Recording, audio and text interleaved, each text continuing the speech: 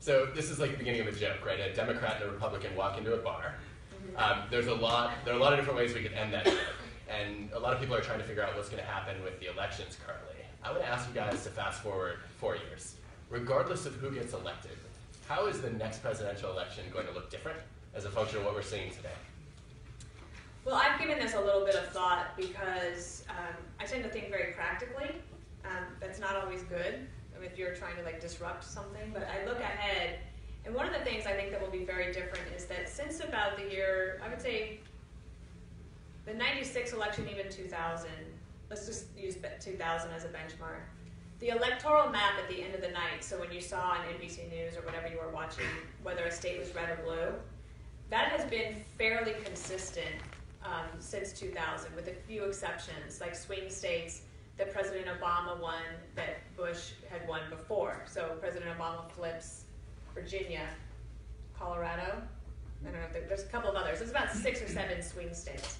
And so people that are in the business approach the 2016 election looking at the same map. So if you're Hillary Clinton and the day after the election or that night of 2012, and President Obama's just won re-election handily, you're looking at that map and saying, okay, that's the starting point.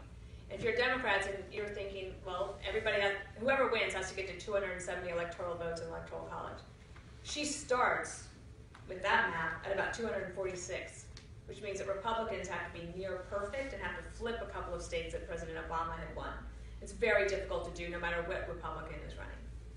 But I do think that we are looking at a year when that map will not look the same. I think the 2016's map is going to be upended. I'll give you a possible couple of examples. It is not out of the realm of possibility that Donald Trump, say he's the nominee, could put Massachusetts in play for the Republican Party. Massachusetts has elected Republican governors before, but rarely do they elect a Republican president. Conversely, because of demographic changes and also because of the polarizing nature of Donald Trump's candidacy within the Republican Party, Hillary Clinton could put Arizona and Utah in play.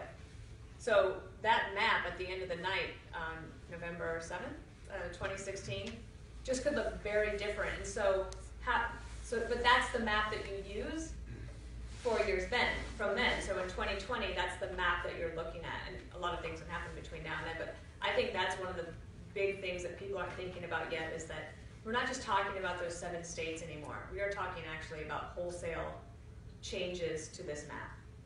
Alec, do you agree, disagree? I do. I agree with her. And the only thing that I would add is I've always been one who sort of, waved his hand off and waved his hand at the possibility of third parties. I think that we're going on 250 years of a two-party system working well in the United States, and I think that it's served us well. I will expect us in 2020 for there to be a very viable third party and maybe a fourth party. I think that the Sanders supporters and the Trump supporters in certain respects have more in common with one another than they do with Hillary Clinton and the moderate Republicans. I think that both the Trump supporters and Sanders supporters in many respects are coming from places of severe economic anxiety that turns to anger. And I think that Bernie Sanders has done a good job identifying a constituency of people that get angry at.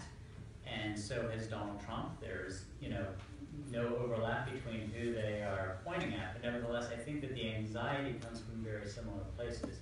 And I have a feeling that the supporters of people like Bernie Sanders and the supporters of people like Donald Trump will not necessarily be content to work through the formal architecture of the Democratic and Republican parties in 4 years. There's a good example of that, Adam, and that is in Michigan. That election was about 4 weeks ago now. And in Michigan, in the entrance polls, when people are going in to vote, they're asked, who do you plan to vote for? Who are your top 2? The majority of people, their top 2 were either Trump or Bernie Sanders. It wasn't like Bernie or Clinton or Trump or somebody else, one of the other cast of characters. It was one of those 2. So I think that that's right. I also think that something that Alec, you know about disruptive technologies. Disruptive technologies was 2008 when Barack Obama was able to outrun Hillary Clinton, and a lot of that had to do with just thinking ahead of how do you use this data in order to pinpoint voters. And like when you guys came up with cat lovers for Obama, I was like shaking my head at the White House, like, cat lovers for Obama, come on, who cares, this is crazy. And it absolutely worked. And so everybody else has been playing catch up ever since.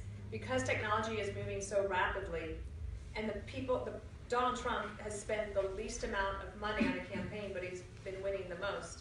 So campaign finance laws don't even matter anymore because you're able to use technology.